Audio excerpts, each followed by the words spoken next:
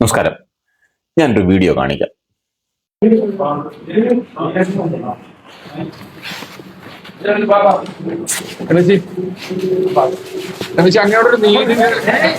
മുഖ്യമന്ത്രിയായി നിയോഗിക്കപ്പെട്ട Shri V D സതീശന് എല്ലാവിധ ആശംസകളും നേരുകയാണ്. കോൺഗ്രസ് ഹൈക്കമാൻഡ് എടുത്ത തീരുമാനത്തെ ഞാൻ സ്വാഗതം ചെയ്യുന്നു. അദ്ദേഹത്തിന് കേരളത്തിലെ കോൺഗ്രസ് പ്രവർത്തകരുടെയും UDF പ്രവർത്തകരുടെയും പൂർണ്ണ പിന്തുണ ഉണ്ടാകും എന്ന് ഞാൻ വിശ്വസിക്കുകയാണ്.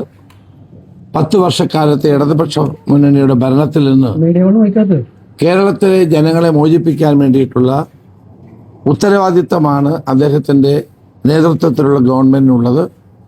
ആ ഗവൺമെന്റിന് ജനങ്ങളുടെ പരിപൂർണമായ പിന്തുണ ഉണ്ടാകണം എന്ന് ഞാൻ അഭ്യർത്ഥിക്കുന്നു. ശ്രീ സതീശന് എല്ലാവിധ ആശംസകളും നേരുന്നു. മന്ത്രിസഭയിൽ ആരൊക്കെ ഉണ്ടാകണം തീരുമാനിക്കേണ്ടത് മുഖ്യമന്ത്രിയാണ്. തോന്നുന്നുണ്ടോ?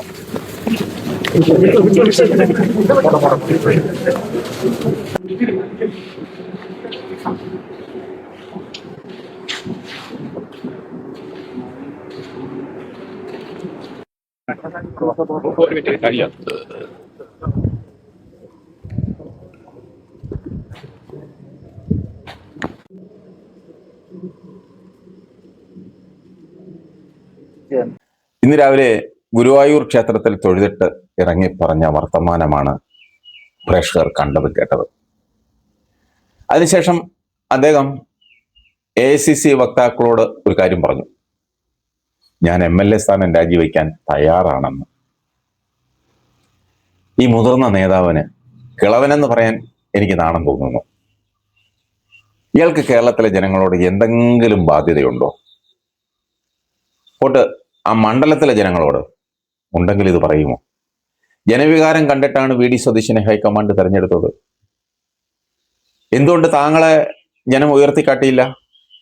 കാരണം താങ്കളുടെ കപ്പാസിറ്റി ജനങ്ങൾക്കറിയാം.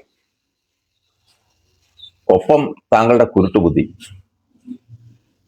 താങ്കൾ ഉമ്മൻചാണ്ടി സർക്കാരിൽ ഇരുന്നുകൊണ്ട് കാണിച്ച് കൂട്ടിയതൊന്നും കേരളത്തിലെ പൊതുസമൂഹം മറക്കില്ല.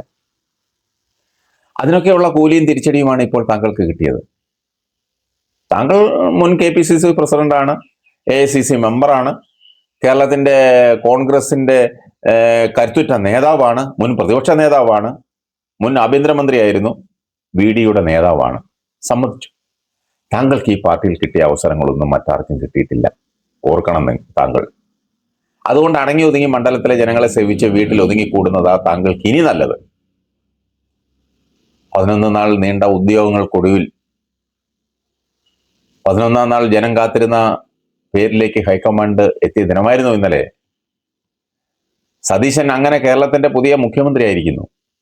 തെരുവിലെ ജനവികാരം PR എന്ന് പരിഹസിച്ചവർക്കും പിന്തുണയ്ക്കുന്നവർക്കും മതത്തിന്റെ നിറം കൊടുത്തവർക്കും താങ്കളെ കേരളം കണ്ട പന്നനെന്നും പൂത്ത തകരയെന്നും വിളിച്ചവർക്കും എത്ര മനോഹരമായ മറുപടിയാണ് ഇന്നലെ നൽകിയത്.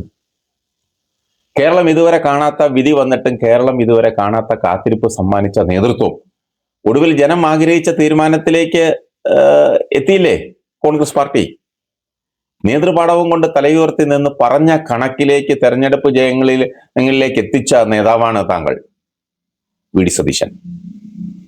സന്തത സഹചാരിയായി കൂടെ നടന്ന യുവാവിനെതിരെ ഉയർന്ന ലൈംഗിക ആരോപണങ്ങളിൽ സ്ത്രീപക്ഷത്ത് ഒറ്റയ്ക്ക് ഉറച്ചു നിന്ന നേതാവാണ് സതീശൻ. വി ഡി സതീശൻ എന്ന നേതാവ് വ്യത്യസ്തനാണ്.